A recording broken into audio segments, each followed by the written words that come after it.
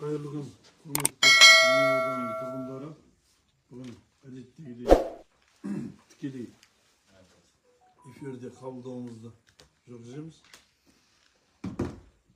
Сұрақтарыңыз болса, жалпы ауданның тіршілігіндегі кез келген сұрақтар бойынша жауап беретін тиісті мамандармен жиналып отырмыз. Жауап беруге дайынбыз.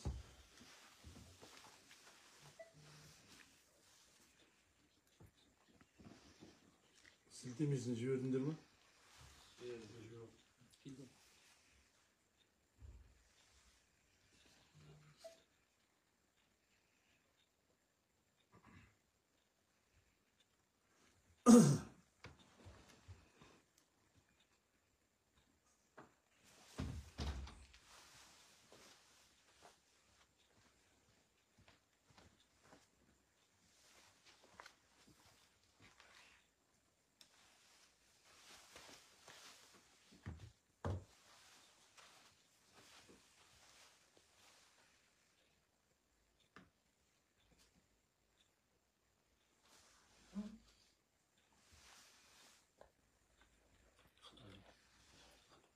Қолдастар енді өздеріңізге белгілі, бірін білерсіздер, бір білмеспіз.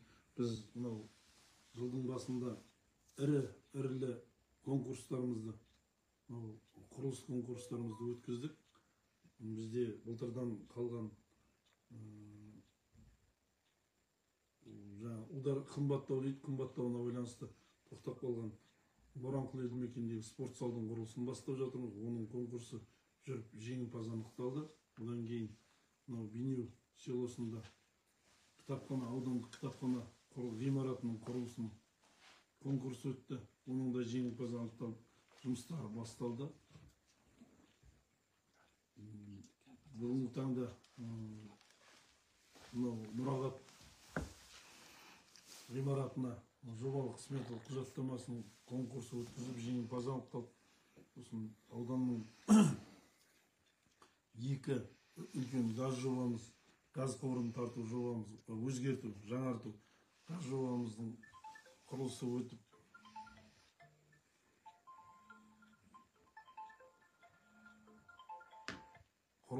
жеңімпаз анықталып, осы жұмыстар жалғасуда. Және мынау кешегі ауылдың ішінен ауыл сыртына шығарылған су құбырының, үлкен су магистралының құбыры сыртқа шығарылмады. Соған байланысты халыққа су беру үшін, кедергісіз су беру үшін су сервис мекемесіне жаңа тартылған құбырдан 2 километр 400 метр жобасында құбыр жалғап суға қосуды құрылысы конкурс ойнап, жеңімпаз анықталып, жұмыстар жүргізілуде. Осындай жұмыстар жүргізілуде.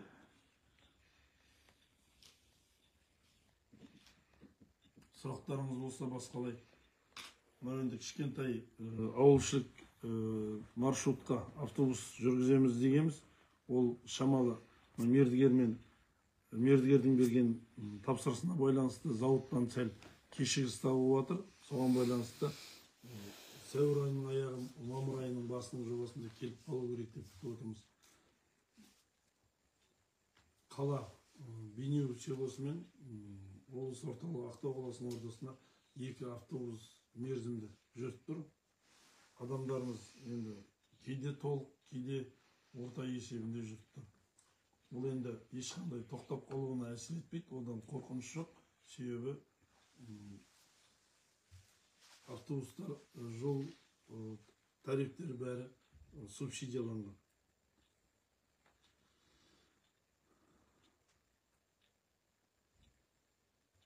Сосын айта кететін жайт, биылдан бастап Бейнеу ауылының тазалығы бойынша, санитарлық тазалығы бойынша конкурс 3 жылға жоспарлап өткізген болатынбыз. Осыған байланысты конкурсы өтті. Қазір сол конкурсқа қатысушылар жеңімпаз анықталды. Алайда арызданушылар 2-ші, 3-ші орын алғандардың арасында арызданушылар обжалование, орысша айтқанда обжалование жүріп жатыр. Соны күтіп отырмыз. Бірақ көтіп тек қана отырған ештеңеміз жоқ. Бүгінгі таңда біздің селолық әкімшілік өзінің күшімен үлгергенінше тазалап жатыр. Бірақ үлгермей жатқан тұстарымыз бар. Осындай келеңсіздіктер үшін алдын ала кешірім сұраймыз.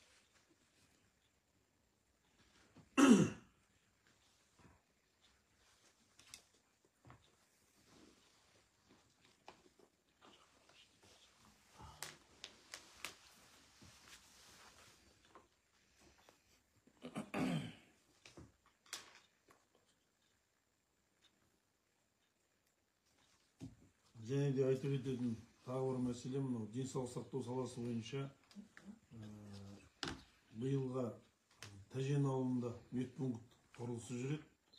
Бұйырса июль айында басталады деп отырмыз.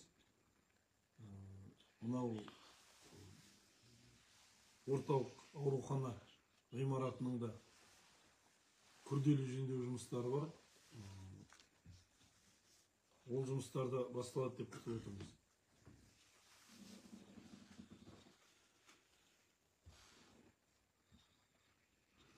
Сұрақ жоқ қой.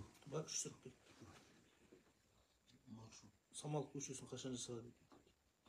Биыл проекті бар ғой.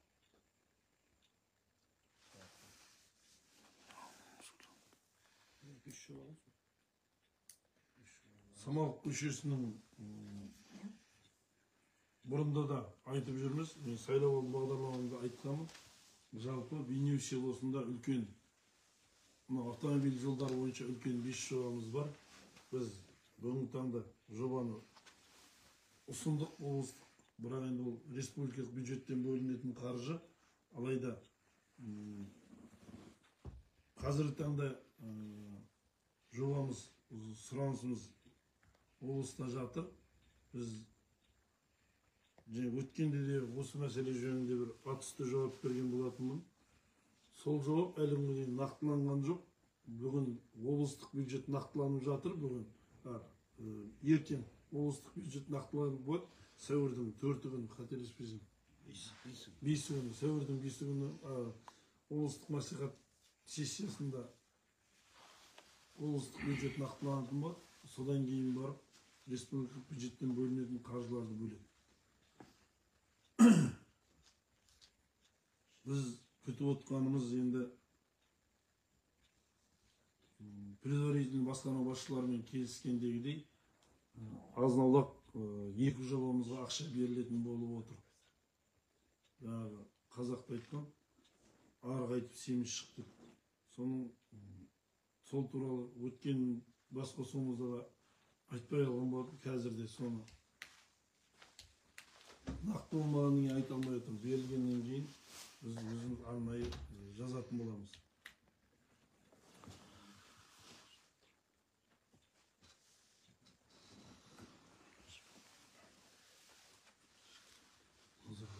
Көрінбей тұр.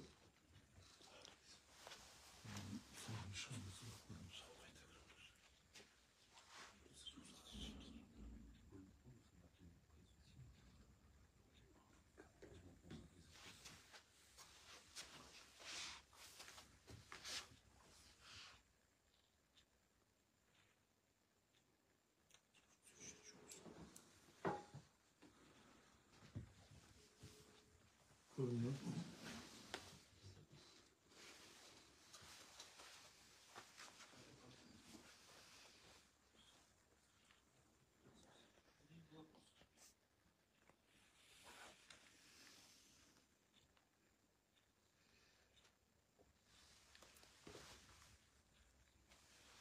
Анар Исмайлова Рысқұлов көшесіне 10 үйге жарық, көше жарығы керек. Қай жері, Нұржан? Рысқұлов көшесіне. Мына Сүйбойып пен Рысқұловтың балуан езі қиылысы жері бар. Анар мүмкіндік болатын шығар бұған 10 үйдің тұсына. Себебі бізде қазір осы қателеспесем Батыр бізде қазір Бейнеудің освещениесінен артылып тұрған столбтар бар сияқты ма? Ертең, мына жаңадан қойылып жатыр ғой. Қойылып мүмкіндігінше қабылдап алғаннан кейін қажетті жерлерге орналастырылатын болады. Қарай біліп отырмыз жаңағы. Ана қараймыз мүмкіндігіне біз қазір мынау Бейнеу ауылын түгелдей жарықтандырып жатырмыз қолымыздан келгенше. Сол жарықтандырудан артық қалатын болса біз сол жерге жібереміз. Рысқұлов көшесіне.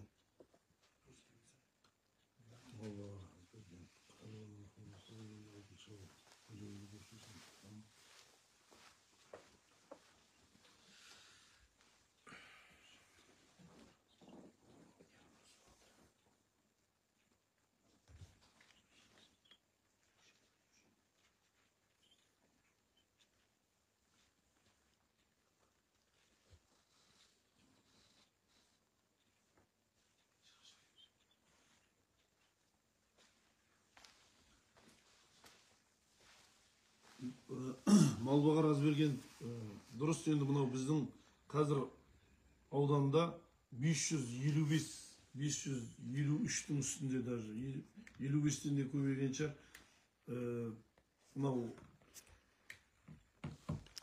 тоқ столбтары жарамсыз жағдайда тұр. Енді ақауы бар. Шынғы керек, ана Абылай көшесінде бар, Әбілқайыр көшесінде, тағы да сол жерде көшелерде ана қазіргі столбта апырулардың бір сызат түсетін болса, соған қыстағы судың сонымен ағуына байланысты аязда жарып жіберіп тұр. Осыған байланысты бүгінгі осы бюджет нақтылаумен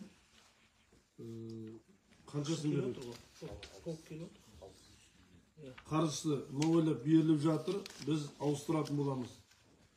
Жаңағы нені қазір тапсырмасын берем, мына Сейсенбек Сүйекбайұлына. Сіздің айтып отқаныңыз қай көшет мына? Білеулі көшесі. Білеулі көшесін. Сол барлығы саналғанда 553 саналды біздер аудан бойынша түгел. Соның енді беретін болады бізге. Бұрындары 100-150-ден алып жүрдік қой жыл сайын, не?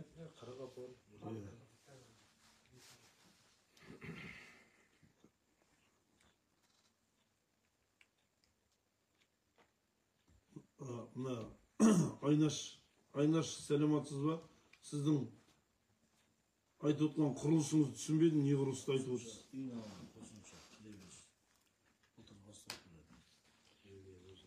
Айнаш, біз біреудің үйінің алдының қосымша құрылысын салмаймыз. Біз көмектесеміз дегенбіз. Қолымыздан келгенше көмектесеміз.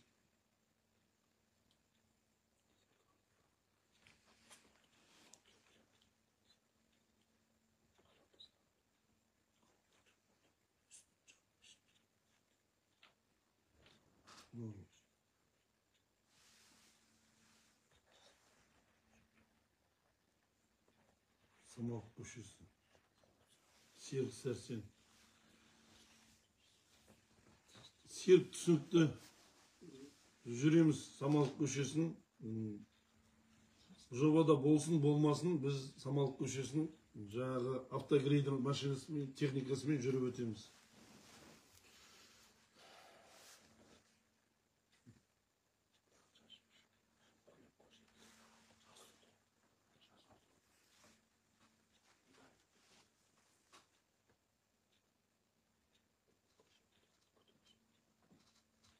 Самалық көшесі проектіде бар. Жобада болса жасаймыз.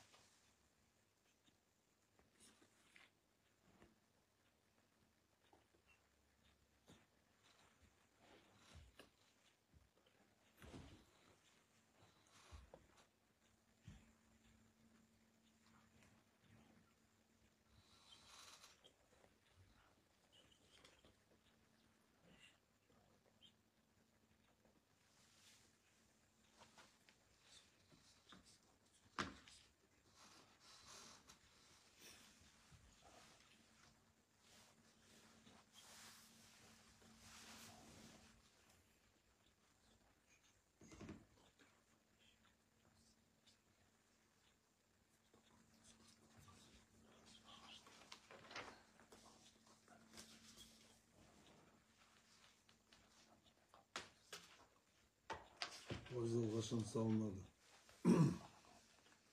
Талғат вокзал өткенде де жауап берген болатын бұл сұраққа. Вокзал қазіргі кездегі біздің вокзал саламыз деген мердігерлерімізбен қазіргі қтж акционерлік қоғамының басшылығы тариф жөнінде келісе алмайды. қтж акционерлік қоғамының тарифі төмен, ал біздің мердігерлер салған ғимаратқа шыққан шығынды тез уақытта өтеп алу үшін үлкен тариф қойып отыр.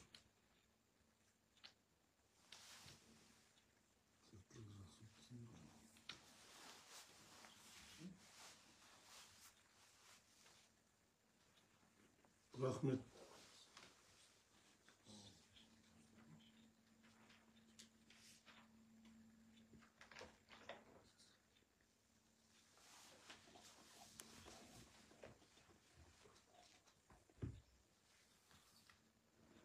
Рахмет Ақбөпе.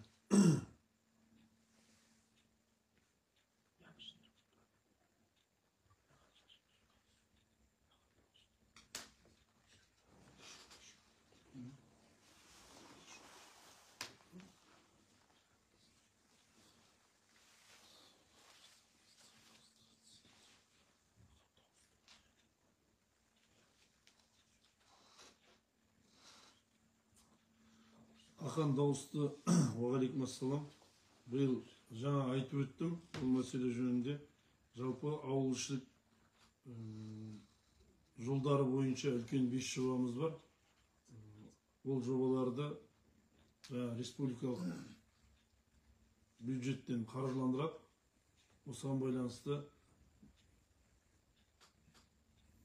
арамызда келіссөз бар, алайда күтіп отырмыз нақты шешімді. Ал орта жөндеу жұмыстарына берілетін қаржы қазір нақты шығып тұрған қаржы жоқ.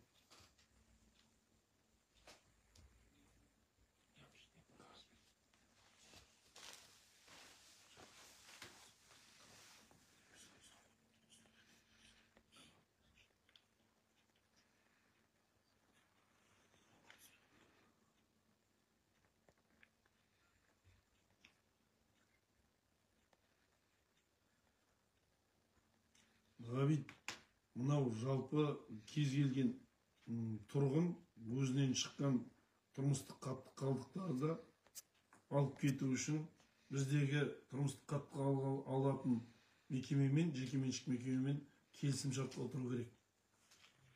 Біздерде қазір ауылда белгілі бір жерді белгілеп, өздері столбтың түбіне белгілі бір жерге қойып, сол жерден жинап алып кетіп жүрміз. Ал негізінде олар келісім шарт болу керек. Көше болып келісім шартқа отыру жайында біз кездесу сайын айтып келеміз. Бірақ әлі күнге дейін бір көше 30 тұрғыны отыратын болса, 10 шақты тұрғыны отырмайды, және де сол 30 тұрғынның басына контейнер қоятын, контейнерді сол жерге әкеліп, өзінің тұрмыстық қалдықтарын да және де қорадан шыққан қалдықтарын да сол жерге үйіп кетеді. Содан кейін 30 тұрғынның өздері ол келісім шартты бұзады. Осымен біздің арадағы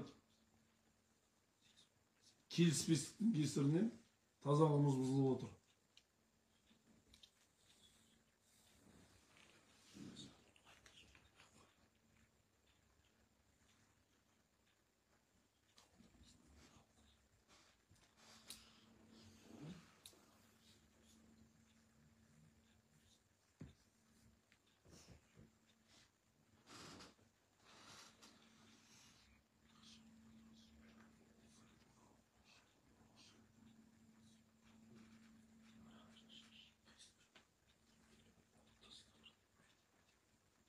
Айнаш, мен халықты төменге түсіп қабылдаймын. Мен 3-ші этажда қабылдамаймын. Қабылдау менде 1-ші этажда деді.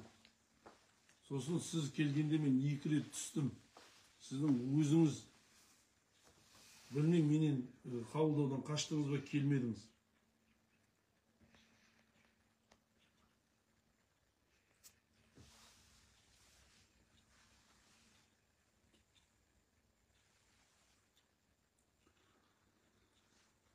Тұрсын көшесінің асфальты жартылай қашан бітеді?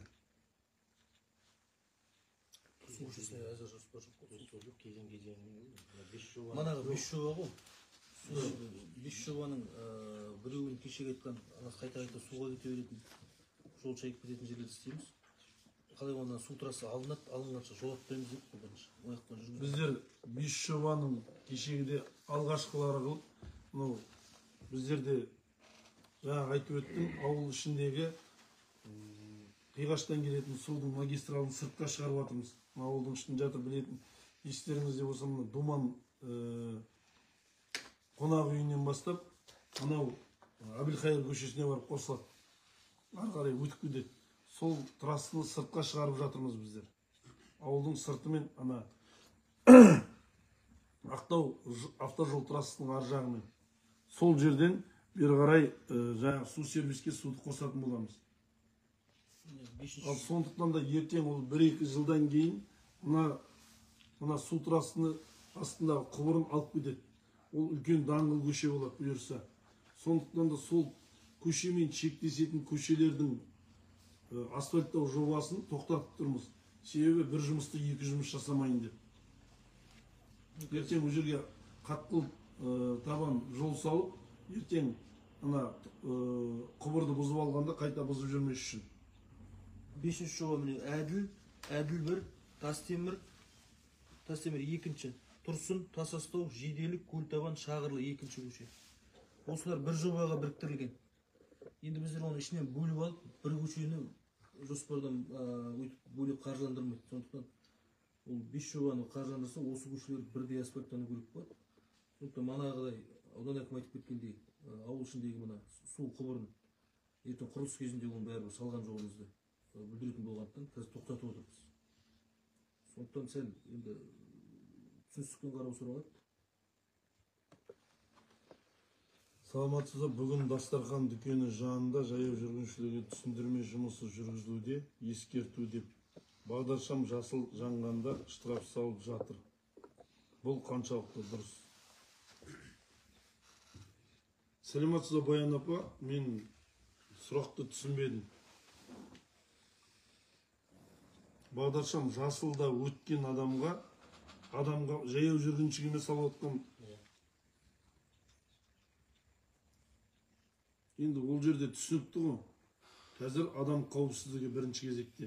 Сондықтан да жасыл жанғанда автокөліктер жүреді. Ол кезде адамның қабаттасып жүргенін ол сірә білесіз қайда әкеліп соғатынын. Ол адамдар жалпы мәдениет, жолда жүру мәдениетін үйрету бағыты жүріп жатқан.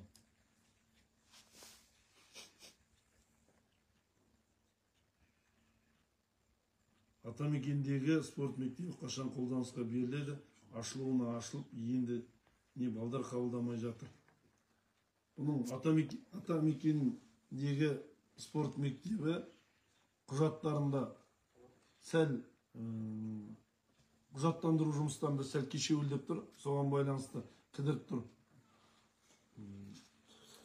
Азғантай жұмысы қалған болу керек, бастаймыз. Бұны бастаймыз. Себебі білесіздер,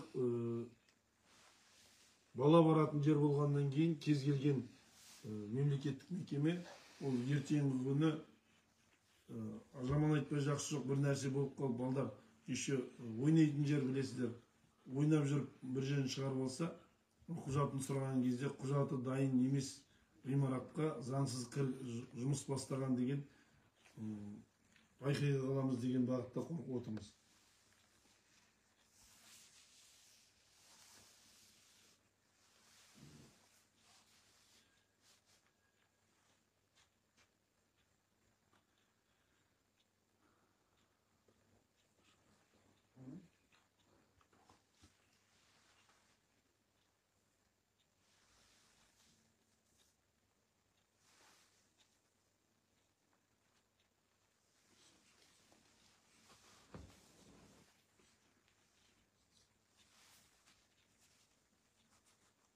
Ассалаумағалейкум, орынбасар аға.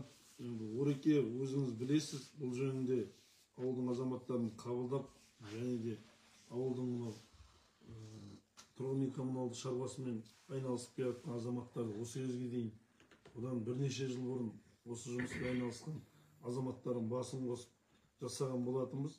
Жалпы дренажды жүйені бастаймыз. Біз енді конкурсын бердік қой. Приобретениемен бастаймыз. Сатып алумен бастайын деп жатырмыз. Біз мына экология министрлігінен рұқсат сұрағанбыз. Не жөнінде? Мына өткенде айттым, естеріңізде болса, Атамекен балабақшасының қасынан, Әуезов көшесінен, Жангелдин көшесінен, және Сәтбаев көшесінен, сосын бер жағындағы, Сәтбаев көшесінің бер жағындағы гуманитарлық колледждің тұсынан дренажный насосный қойып, содан кейін суды бірін-біріне айдап, сосын Мыңгердің тұсындағы жолдарды кесіп өтіп, ары қарай тұйықталмаған сор бар бір, сол сорға шығарып жіберу жөнінде. Мынау біздің парк Б-ның қасында. Сордан шығарып жіберу. Соны сорға рұқсат сұрағанбыз экология министрлігінен. Жер асты суын сорға құю заңдылығы қалай болады деген бағытта. Алайда бізді экология министрлігі жөнді түсінбей қалды ма, бізге жауап келді. Ағынды суды сорға құюға болмайды деп. Біз ағынды сточная вода болмайды деп келді. Біз ағынды су деген біз грунтовая вода деп бергенбіз. Соны қайттан сұраныс жібердік. Енді сосын біздер мынау табиғатты реттеу басқармасы бойынша басқармасы арқылы гидрогеологиялық зерттеу жүргізейін деп жатырмыз. Судың құрамын анықтаймыз, қандай су екенін. Ол біздің енді ол судың құрамын анықтағанда түрлі нәрсе шығады. Бізде енді ең бірінші осы судың пайда болуы, білесіздер, бұрыннан да сорлы жер екені белгілі. Бірақ енді сорлы жер өзіңіз жақсы білесіз, бұрын мына рейстің ендікшінің тұсы болатын сәл ғана. Қазір үлкейіп келе жатыр. Ол себебі 2017 жылдан бастап біздің әрбір үйге ауыз су барғаннан кейін біздің ауыл азаматтары қазір мынау үйдегі қалған судың құятын септигімізді ешқандай цементтемей жердің астына жіберіп жатыр, тек қана шұқырға құю арқылы жіберіп жатыр. Сол сулардың бәрі ой жерге жиналуда. Кешегі Атамекен балабақшасының апаттық жағдайда болуда. Атамекен балабақшасы 4-ші ауылдың маңындағы ең төменгі нүктесі болу керек, қателеспесем. Жұмыс жасап жатырмыз, экспериментально біздер бірінші кезекте мынау жақын жерден ешқандай разрешение ештеңе керек емес қой деп, жібек жолынан дренаждық не салып, жібек жолындағы сорды, ана біздің карта испарения дейді, жаңа булану картасын, соған километр 5 метр бола ма? Километр 50, 1 километр 50 метр болатын қашықтықта сол жерге бірінші жіберіп көреміз. Сол кезде судың тартылуын көрейін деп отырмыз. Ол жақты да білесіздер, ол жақтың да тұрғындарынан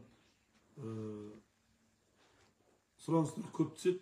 Себебі үйлерінен шыға алмайды, жолға шыға алмайды. Жолда сұрап отыр. Оған да осы бұйырса жаңағы 5 жобаның ішінде бірінші жобада жібек жолы көшесін асфальттау жобамыз да бар.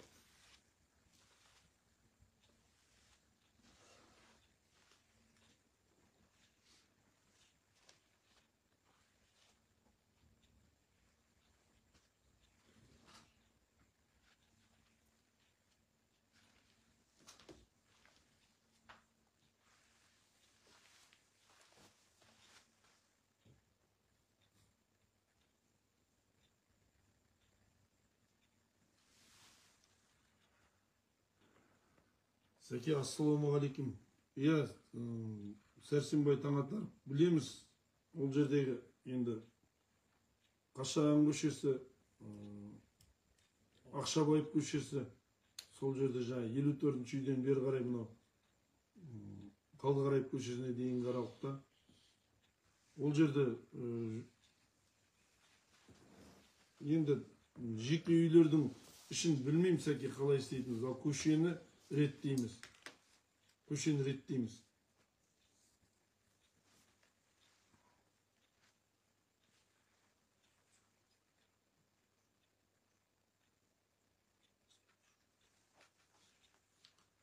Мақсат Ақжігітов, Күйкеннің артындағы кең алаңқай ол біздің колледждің орны, колледждің жер орны. Кітапхананың тұсындағы. Ол жерден кітапхана да сол жерден, архивтің ғимараты сол жерден түседі. Басым көпшілік жері мынау ертең екі колледж біріккен ғимараты болады сол жерде. 400 орындық, 200 орын жатақханасымен болады ол жерде. Ал базар бізде су сервис мекемесінің артынан түседі. Оның орны алынды, кәсіпкермен сатып алынды. Ол жерде үлкен базар орны бар. Жобасы жасақталуда. Жалпы пилоттық жобасын көрдік.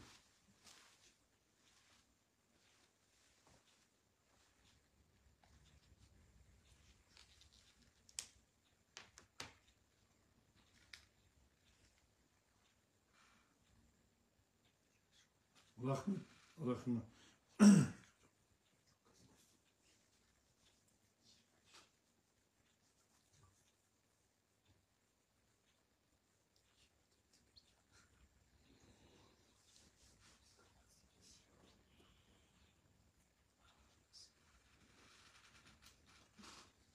Айнаш, қай көшені айтып отқаныңызды түсінбей отырмын.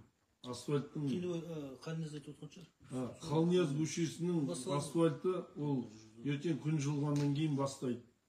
Ол тек қана астыңғы қабатын ғана тартты. Сосын ол өтпелі жоба, былтыр жартысын жасап, ертең күн жылғаннан кейін жартысын жасайтын болады.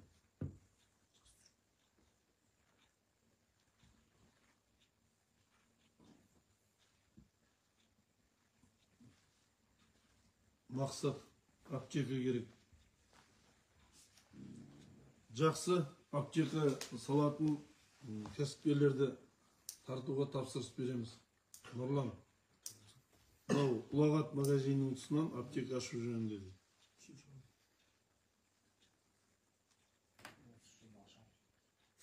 Қилыбаев көшесінің асфальты қаржысына қарай жасалыну керек. Бізде Қилыбайда не? Қилыбайдың шұқыры бітеп, ямышына. Жамау жұмыстары жүргіземіз, ақшасы конкурсы анықталып. Күн жылынғасын күтіп отырмыз. Мынау, білесіздер, асфальт деген нәрсені жасалатын уақыты бар. Жаңағы Айнаштың айтып отқанында біз тоқтап қалған қыстың кезінде тоқтадық. Себебі ылғалды кезде тоқтатып тастайды. Ертең күн жылғаннан кейін бастайды. Ертең күн жылғаннан кейін мынау ауылшылық жолдардың ямышына шұқырларын бітеу жұмыстарын жүргіземіз.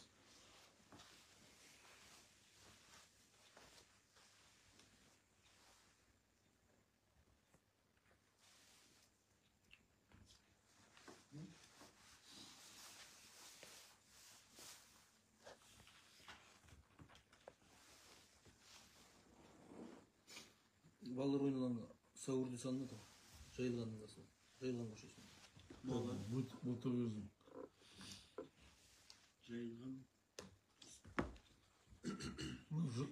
Жырда 2-3 поликлиниканың тұсынан артынан нені адамдар өтетін жолақты салу, пешеходный переход салу жөнінде.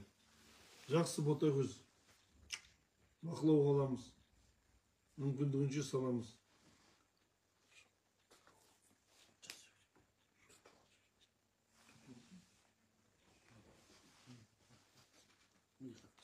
Жаңа жол туралы айтып өттім, Карамадин.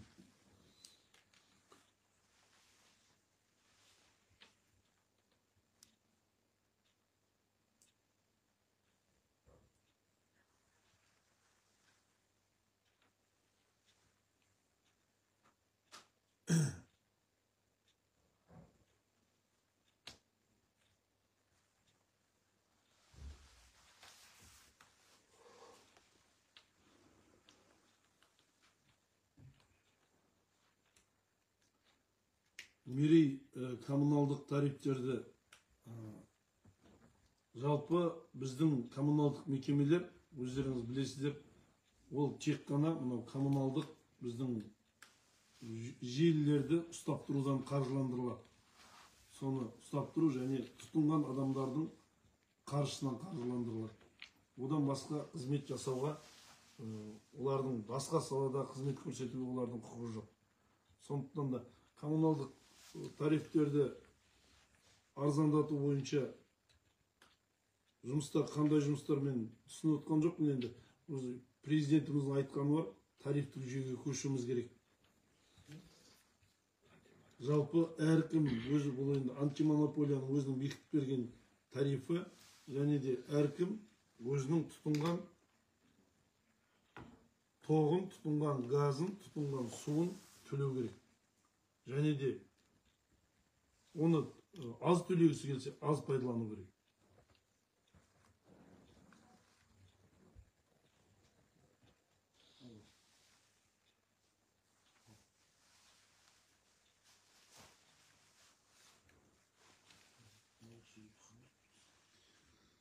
Қилыбай көшесіндегі гарем үйлерінің ауласын адам жүру мүмкін емес.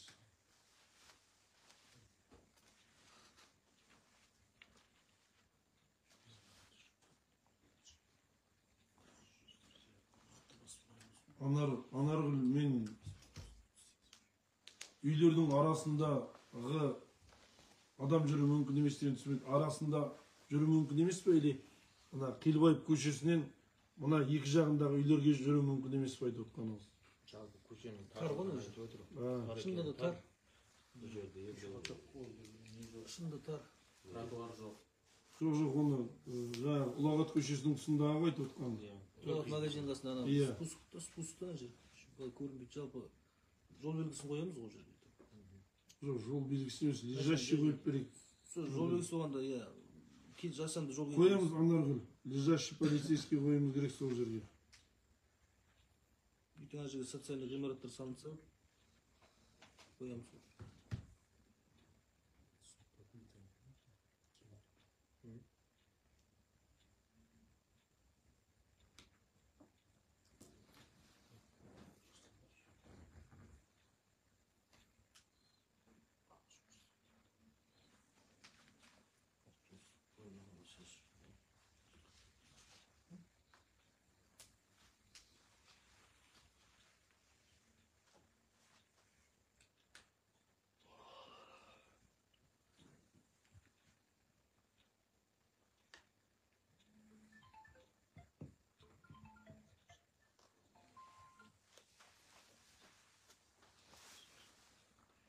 Айнаш, мен облыс әкімінің көзінше де мен саған көмектесем, үйіңді салып берем деп айтқан жоқпын. Мүмкіндігімізге қарай көмектесем дедім.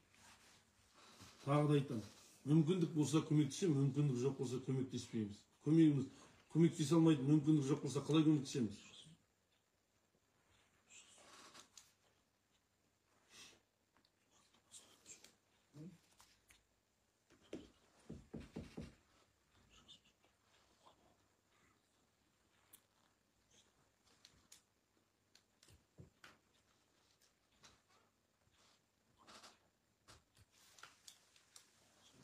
Компьютер сізге көрініп жатыр. Табиғи 500 сұраған жерде. Көріп отырмын. Жайлап жүріп келдім. Азық түлік.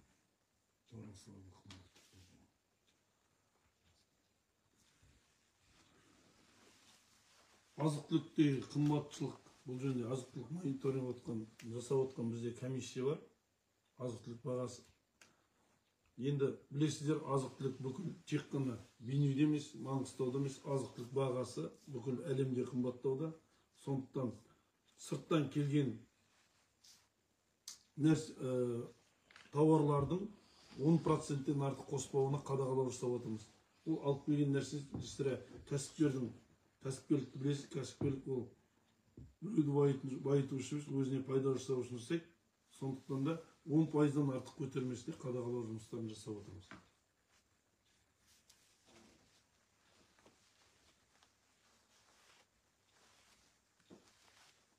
Мерей, автобус жөнінде мана айтып өттім. Кішкентай, кешірім сұраймыз, кішкентай кешігіп жатырмыз. Ана мердігермен зауыттың, тапсырыс берген зауыттың арасындағы берген күндерінің созылып кетуіне байланысты кішкентай кешігіп жатыр. Осы сәуір айының аяғына, мамыр айының басына келу керек. Мана басында айтып өткен бұл жөнінде.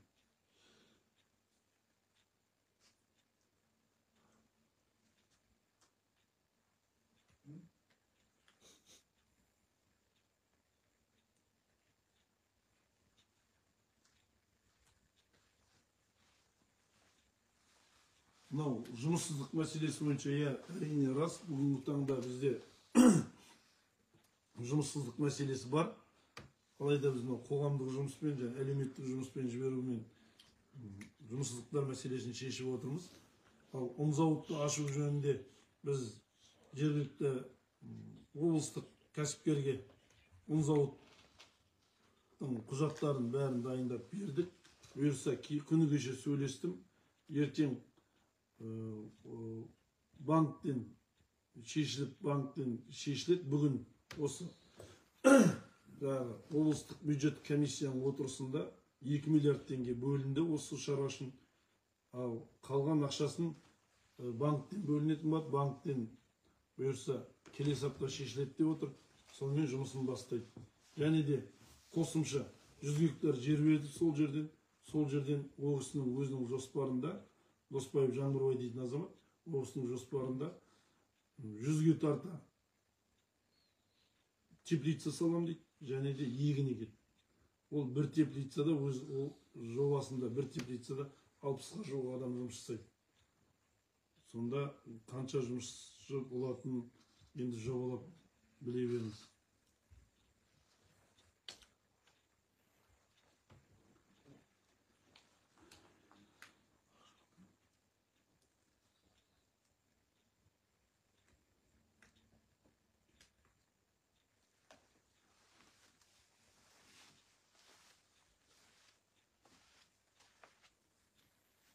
Білім, медицина саласындағы қызметтер сапасын көтеру қолға алса жақсы еді. Әрине, бұл енді білім саласындағы қызметті көтеру, сапаны көтеру жөнінде кеше осы облысымызда Күләш Шәмшәдинова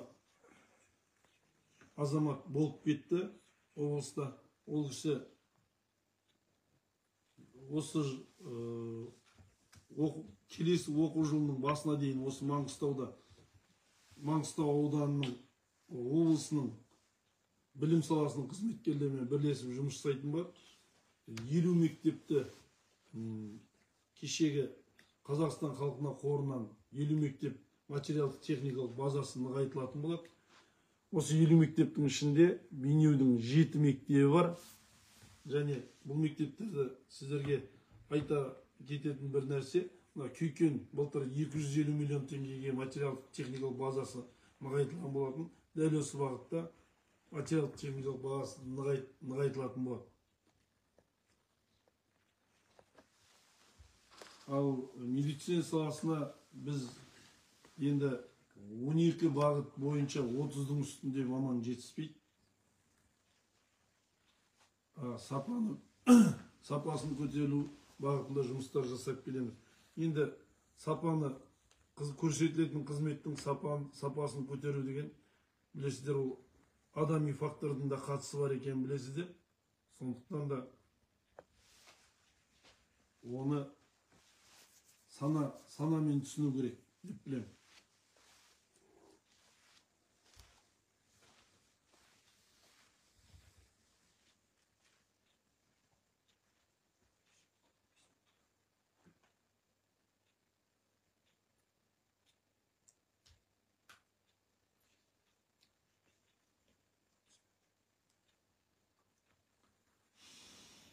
Кәмшат Исенбаевна, мынау қазір бізде кәсіпкерлікті қолдау жөнінде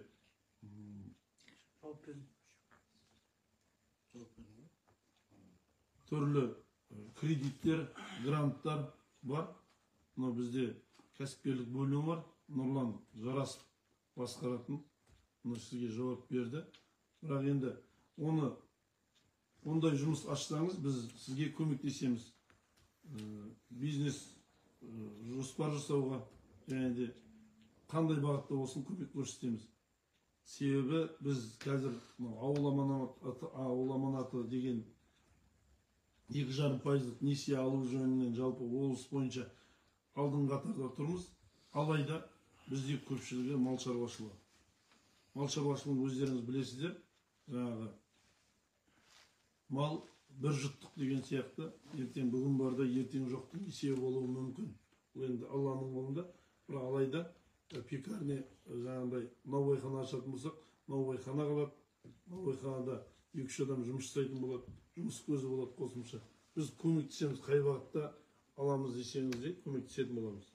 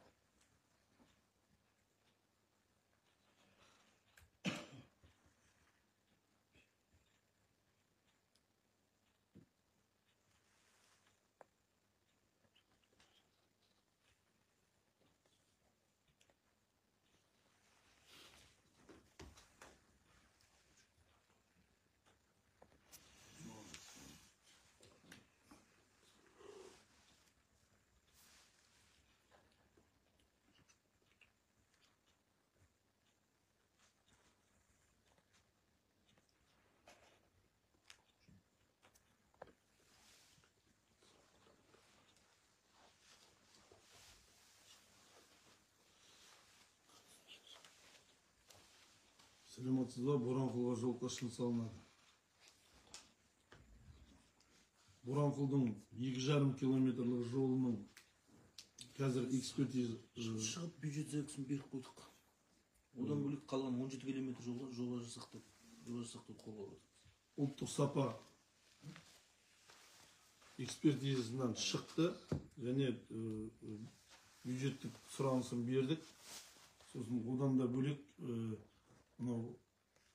ауыл әкімімен бірлесіп орташа жөндеу бойынша 17 километрге жөндеу жұмыстарына дайындап, жолдың тағы да сұранысын беріп қойдық.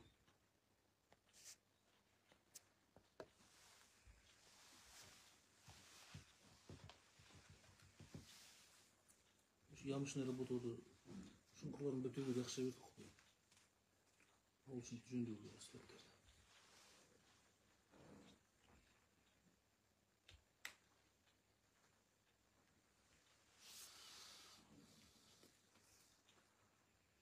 Сарғауылының қанағат батырған Сарғауылының суы бүгінгі таңда жобалық сметалық құжаттамасына жөндеу жұмыстары жүргізіліп жатыр, өзгерту жұмыстары, корректировка дейді. Корректировка болғаннан кейін облыстық бюджет комиссияға ұсынатын боламыз. Облыстық бюджет комиссиядан өтіп, мердігермен жұмысын бастаймыз. Ал газы ертең жылыту маусымы біткеннен кейін газын қосамыз. Газның құбырлары бәрі тартылып бітті, бірақ жылыту маусымы біткеннен кейін қосамыз.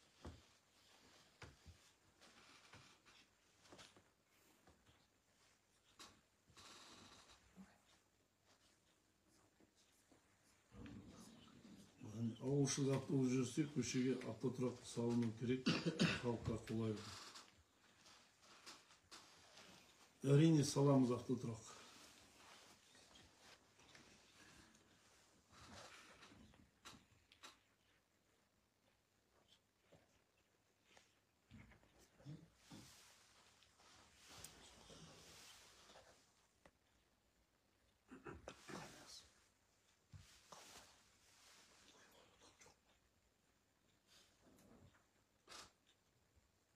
Нұржан Қалнияз көшесінің топырағын ойып алып отыр. Біз жалпы ана үйілген жерлердің топырағын азайту үшін, жолдың үстін жаппау үшін алдыртып ұстап бердік, бірақ ойып алған емес. Төбелер. Төбелерді. Tekшеру жүргіземіз қазір. Жібереміз. Анвар, тексеру жүргіземіз, бірақ ол село әкімімен олай тапсырма берілмеген, ана биік жерлерді алын дегенбіз біз. Биік төбелерді.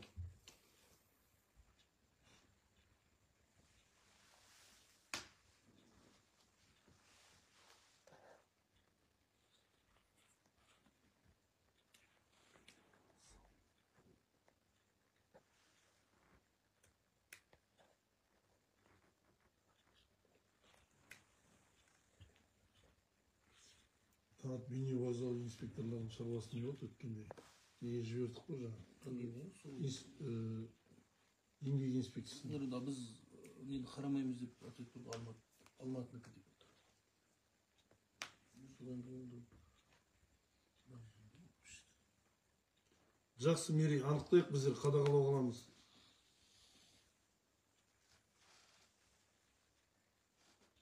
біз қарайды, акимат қарайтын құзыретіне жатпайды ғой.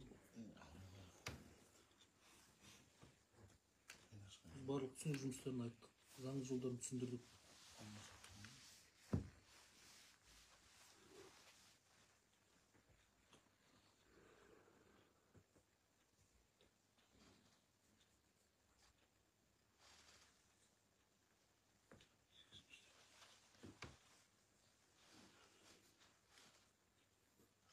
Сегізінші, тоғызыншы сұрақ қайда Мерей? 7.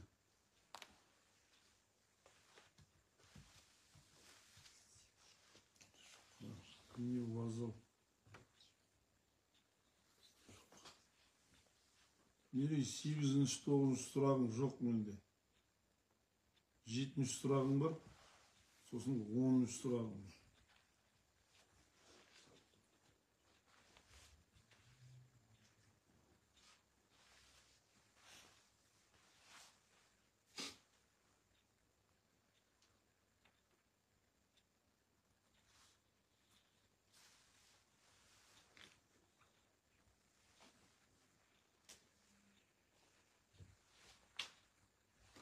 Мерей, естідің бе? 8-ші, 9-ші сұрағың жоқ.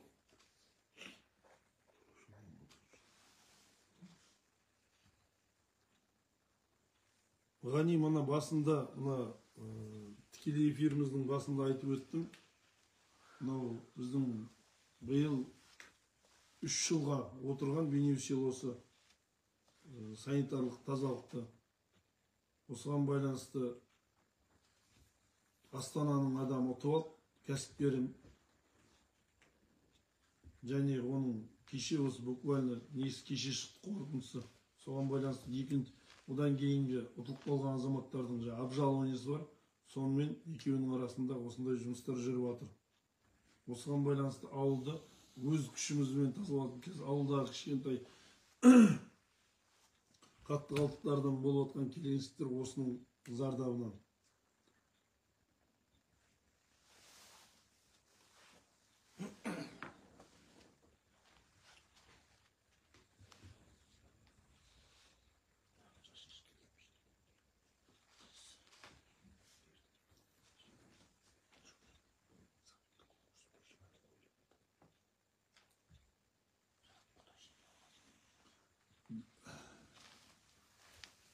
Беке, түсіндік, Бердібек Қылышаев.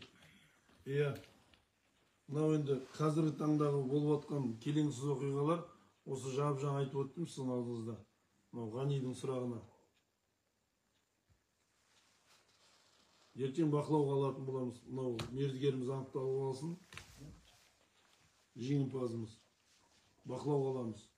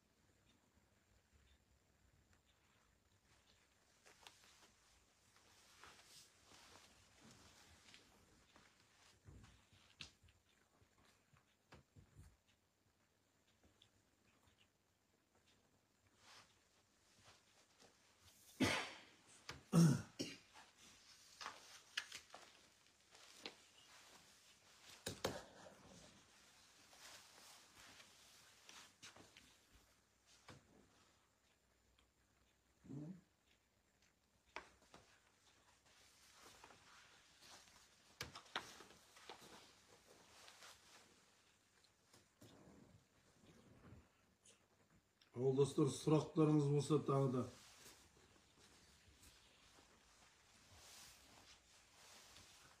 Уақытымызды жақындап қойды ма? Болды, 2 минут.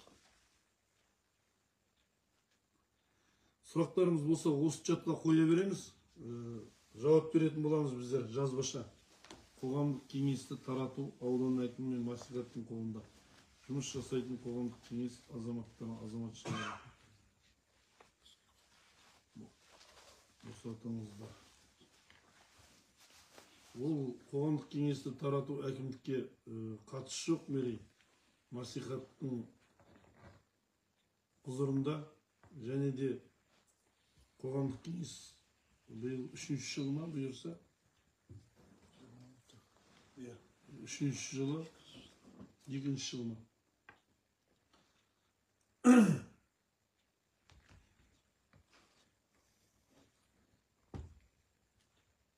Жоқ, оны қоғамдық кеңесті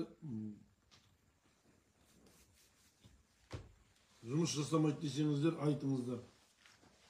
Бірақ қоғамдық кеңес ол өзінің шегінде жұмыс жасап жатыр деп білемін мен. Себебі ол тыңдаулар өткізеді, мемлекеттік мекемелерді тыңдайды. Және де кешегі орын алған оқиғаларды әртүрлі. Орын алған оқиғалардың кезінде тыңдаулар өткізеді. Оны келіңіз, Мерей, мәслихат хатшысымен сөйлесіңіз. Қоғамдық кеңес басшысымен сөйлесіңіз. Оның процедурасын қалай таратылу керек. Ол енді алып қайтадан таратып жіберетін нәрсе емес ол енді.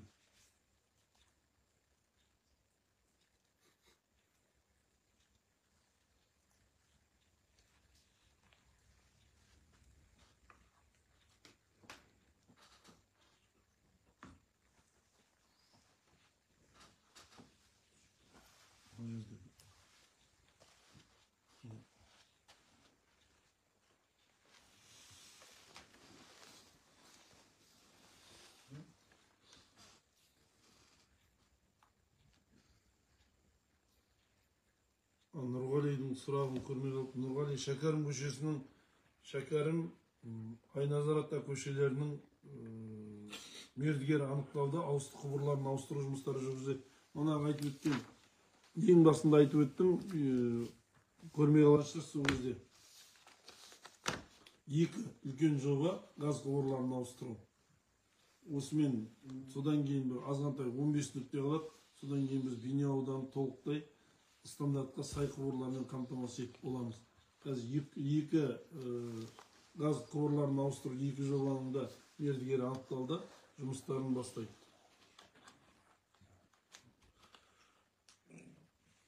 Осы материалдарын әкеліп, чупа-чупстерін құйып бастап кетті.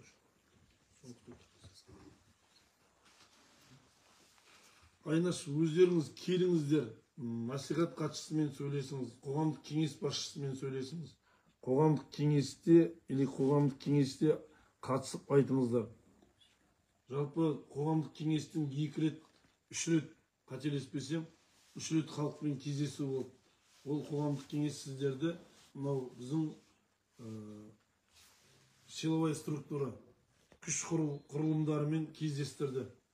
Сол кездерде, өткендегі білесіздер, құмар ойыны, лотоның кезінде кездестірді. Сол кезде айту керек еді, бәрінің көзінше. Қоғамдық кеңес өзінің функциясын атқармай отыр деген сияқты. Әлде де дәл солай қоғамдық кеңеспен кездесуді сұраңыздар, кездесуде солай айтуға болады. Құрметті ауылдастар, кез келген сұрақты осы қоя беріңіздер, біздер жауап беретін боламыз. Тағы да бүгінге енді біздің уақытымыз аяқталды, ары қарай жұмыстарымыз бар. Қазірге түсіп тұрған сұрақтың бәріне жауап бердік. келесі кездескенше қош сау болыңыздар.